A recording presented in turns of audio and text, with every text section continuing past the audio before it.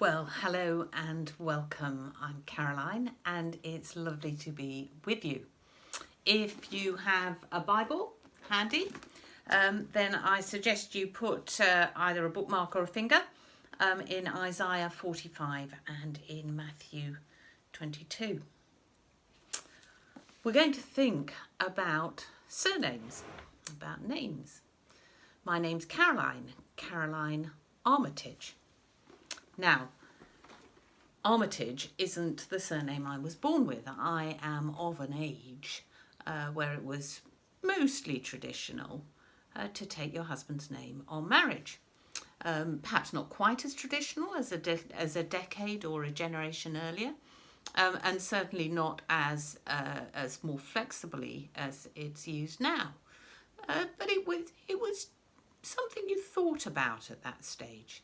And quite a few of my contemporaries would keep their maiden name as a professional name, and I genuinely thought about that.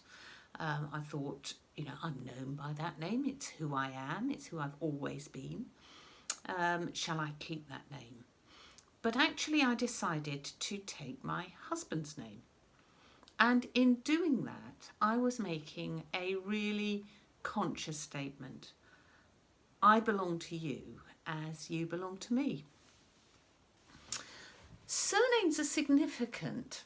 Just think how many Smiths there are out there, which is actually testament to how vital the blacksmith was in every village in the land. And the bakers and the farmers, those people with surnames that speak back into their history of what people did and connected them through the generations. Surnames are significant. Now, if you look at our Old Testament reading in the version it was read in, which is the NRSV version, I'd just like you to turn very briefly to that reading. What we've got here is the beginning of the story of Cyrus and some prophecy around and story around Cyrus. Now, Cyrus was the major superpower, the king of Persia, the emperor of a vast swathe, who swept across the whole of the Middle East in the period around sort of between 5 and 600 BC, and he swept the Babylonian Empire out of the way. You may recall the Babylonians were the previous empire who'd conquered Israel and shipped off all their significant people into exile by the rivers of Babylon. And Cyrus came along and he then swept the Babylonians out of the way. Now, Cyrus was a good thing. Cyrus was used by God, and that's what this talks about. Cyrus was used by God, actually, to return the people of God from exile and enable them to go back to Jerusalem and to build the second temple. So Cyrus was actually the instrument of God, as it says. He was his servant, although he knew him not. And if you look at verse 4, for the sake of my servant Jacob and Israel my chosen, I call you by your name. I surname you, though you do not know me. Other translations don't use that specific wording, but I think it's really great wording. I surname you. Because what he's saying in this, Isaiah's saying, speaking out God's words, is that God claims control. He is in control, not Cyrus, and that he's claiming Cyrus for his own, because Cyrus is his instrument in this, though he knows him not. I surname you. I call you by name, although you don't know me. God's saying to the one with local power, that power comes from me. You have my surname. You belong to me. You belong to Cyrus. You belong to God.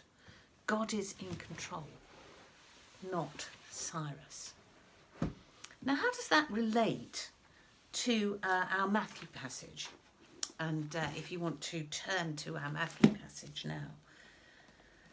The Matthew passage is about paying the poll tax to Caesar, and it's got those words which will probably be very familiar to you in an older translation, that render unto Caesar what is Caesar's and to God what is God's. This particular passage is often used in the context of what do we owe to the state, what should we be doing in terms of obeying the state, but actually that's not the real emphasis here. The real emphasis here is about who do you belong to? Because what's happening is that a group of Pharisees have put a question together. So actually it's not the trick question that the group have put together, the Pharisees and the Herodians who are plotting together to try and catch Jesus out. Bad move, they're not going to achieve it. The core thing that Jesus is responding to their trick question with is the question, do you put the emperor first or do you put God first? Jesus is saying, just as Isaiah said, the local superpower isn't the last word. There is one who is greater.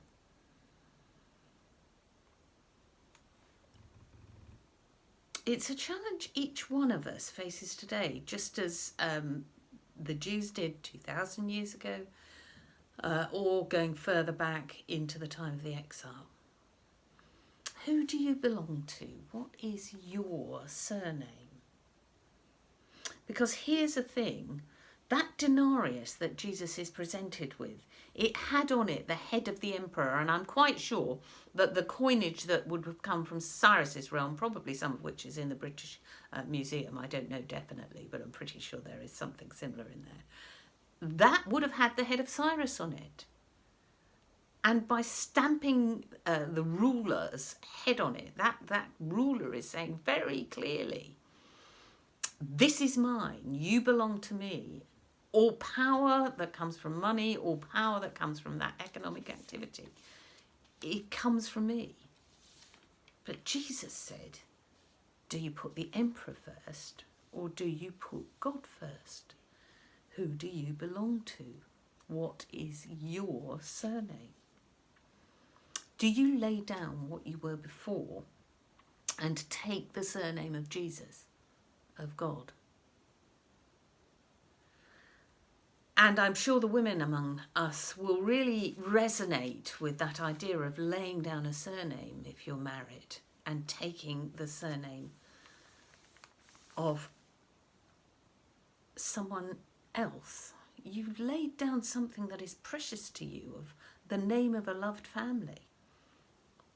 So gents, just step into our shoes for a moment and just imagine, those of you who aren't married, just step into that and imagine putting down your surname, the name you've been known by. Because that's what we're called to do. If we lay down our own names and take on the surname of God, we become family. Just as I became family with Andrew when we married and I took his surname, we become family. And once we're family, we're loved children, we're sons and daughters, whatever our age, we're family. God is the one in control, not any local power, good, bad or indifferent. So let's take his name. Let's recognise him as the one in control. And let's live our lives, not for Cyrus, not for the Roman Emperor, not for any other power or purpose, but for God. Do you take God's surname today?